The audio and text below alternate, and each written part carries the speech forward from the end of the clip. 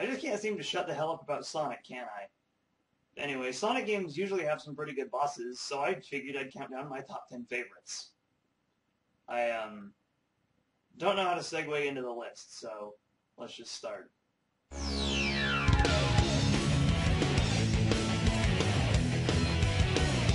It's pretty much a given that at least one boss from the original 3 games would be on here. The question is, which game and which boss? Well, the game is Sonic 3 and Knuckles. As much as I love this game, the bosses aren't much to write home about in the grand scheme of the series. However, the Egg Golem is surprisingly fun.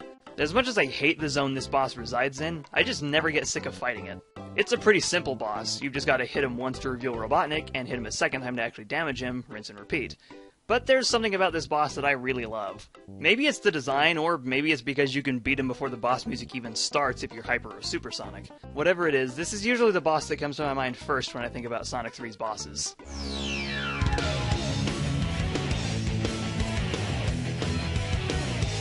Metal Sonic is so very underused. He's only been in 4 games, and one of them was just a brief cameo.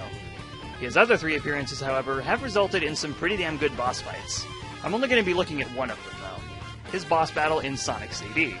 Unlike most bosses in Sonic CD, and even the entire series, this battle isn't about hitting Metal Sonic a certain number of times. It's a race. Should Metal Sonic beat you, Robotnik kills you with a rainbow laser. But should you beat him, he crashes into the wall.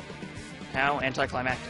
I've always found it a bit odd how this type of boss was never used after Sonic CD. The Sonic series puts a big emphasis on speed, so race-like bosses really fit. Sure, this boss is simple, but it's also so much fun. It can also be pretty difficult if you don't know what you're doing. Here's hoping that this type of boss and Metal Sonic will make a triumphant return in the near future. Oh, and for those of you wondering, I won't be overlooking one of Metal Sonic's other amazing boss fights on this list.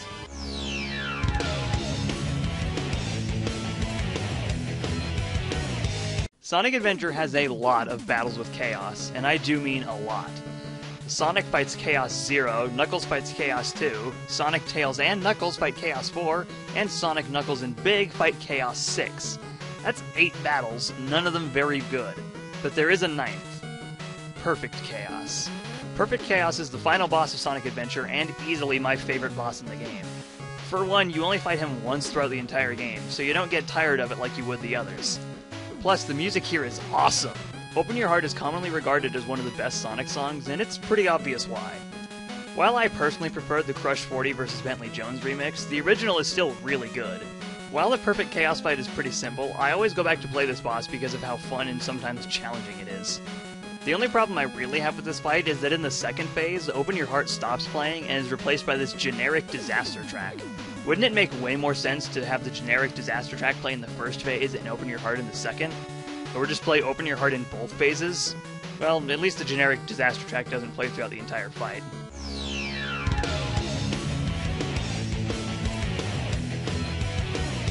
Sonic Adventure 2 has some pretty good bosses. Hell, it's the only game in the series that actually has good character battles, the best example being the race-like battles against Sonic or Shadow.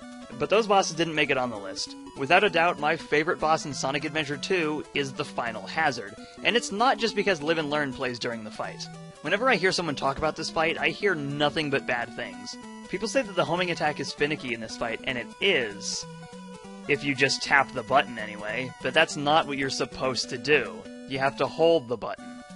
The only reason to ever tap the button is to quickly avoid one of the Final Hazard's attacks. When you actually know what to do, this fight is really fun. If you ask me, it's totally worth getting through the pain-in-the-ass Bio-Lizard to fight this guy. Whenever I go back to play Sonic Adventure 2, whether it be to replay a level or screw around in the Chow Garden, I always fight the Final Hazard again.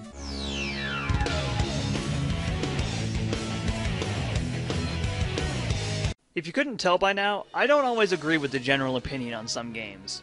I hated Mega Man 2, I didn't like Metroid Prime, I love Mega Man 5, and I like Sonic 06, with Sonic 06 being the strangest of all. I won't go over exactly why I like Sonic 06, as I already sort of did that in my top 10 Sonic games. There is one thing that everyone seems to like about Sonic 06. Well, yeah, but everyone also seems to love the final boss, Solaris. And I fucking hate it. Good night, folks! Seriously though, Solaris is an awesome boss fight. Phase 2 more so than Phase 1, but Phase 1 is pretty good. First off, I love Solaris' design. He's supposed to be a god of the sun, and he looks like it. He looks like he's made of pure sunlight, and it just looks great. Second, the music in this fight is awesome. I've expressed how sick I get of his world by the end of the game, but I never get sick of this particular version. It sounds very triumphant, like you know that you're gonna win and you're never gonna give up. Along with Mephiles' Whisper, the Solaris Phase 2 theme is one of my favorite tracks in the entire game. The actual boss fight reminds me a lot of the Final Hazard, constantly switching between Sonic, Shadow, and Silver so you don't run out of rings. There is only one thing I don't like about this fight. Playing as Silver. For the rest of Sonic 06, I like playing as Silver. I think his gameplay style is fun, but it's a pain in the ass here because almost every time you throw Solaris' rocks back at him, they'll get destroyed by rocks that he just threw. So I usually just wait it out when I have to play as Silver in this fight. Sonic and Shadow are pretty fun to play as, though.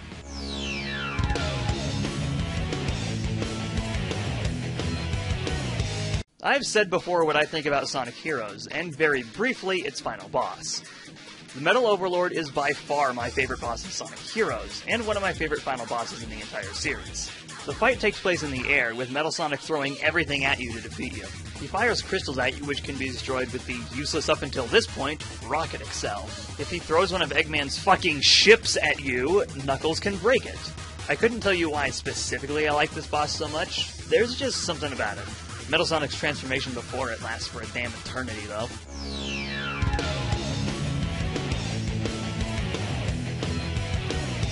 I think you all know what I think of Sonic Unleashed, and if you don't, here's a refresher.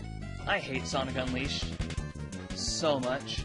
That said, the Dark Gaia Phoenix is a surprisingly fun boss fight. It's pretty simple, as all you need to do is throw jars of water at it to extinguish the fire so you can attack it. But the combination of the boss's design, the music, and the arena design made this boss fight way more enjoyable than the others. It's probably the only part of the Werehog's gameplay I'll ever come back to once I'm done with this damn game.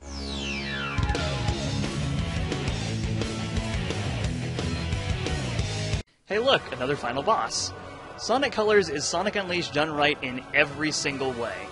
Better levels, better music, better story, and better bosses, especially the final boss. The Dark Gaia fight in Sonic Unleashed was, shall we say, garbage. The Nega Wisp armor, while simple, is one of the best bosses in a Sonic game. Eggman will use the different wisps throughout the fight, all of which yield different attacks. For example, the Cube Wisp lays down cubes that you have to use the Quick Step to avoid. The fight isn't very long, especially since you can hit the Nega Wisp armor twice in one phase, but that doesn't stop it from being fun. And the orchestral version of Reach for the Stars playing in the background is pretty damn good too.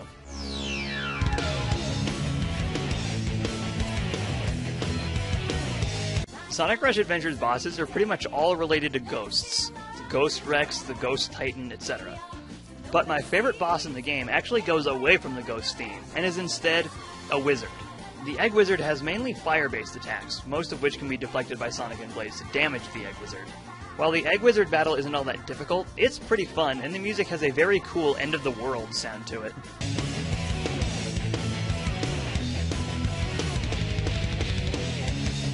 Okay, no more build-up. My favorite Sonic boss is the Dark Queen. Probably didn't see this one coming. I never get sick of fighting the Dark Queen. In the 4 years I've been playing Sonic and the Black Knight, I've probably fought this boss at least 100 times. While it's pretty easy, especially for a final boss, something about it makes it far more enjoyable than any boss in the series. By all means, I probably should have just thought this boss was okay, yet here it is at the top of the list.